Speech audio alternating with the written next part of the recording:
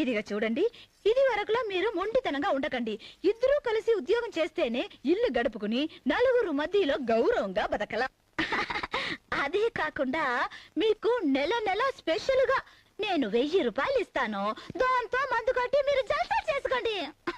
నన్ను మాత్రం ఉద్యోగం మానేయమని చెప్పొద్దు రాజా. ఒక నెల ఉద్యోగానికి పంపిస్తే ఎంత డెప్త్ లోకి వెళ్ళిపోయావే. అమ్మో, నిన్ను ఇలాగే కంటిన్యూ చేస్తే ఈ డెప్త్ చాలా డేంజర్ అయిపోద్ది. అవునే, ఇది కత్తి. నువ్వు ఇలాంటి నీతి వాక్యాలు మాట్లాడతావని నాకు నెల ముందే కలొచ్చింది. అందుకే పటాన్ దగ్గర నుంచి ప్రత్యేకంగా ఈ కత్తి తెప్పించా. ఈ కత్తితో పొడిచానంటే ఇది నీ పొట్టలో దూరి ఎదురింటి బేబీ వీపులోంచి బయటకు వస్తుంది. This is lost and final warning for you. రేపు ఉదయం సూర్యుడు వచ్చేసరికి నువ్వు ఉద్యోగం గురించి మాట్లాడావంటే సాయంత్రం చంద్రుని చూడు.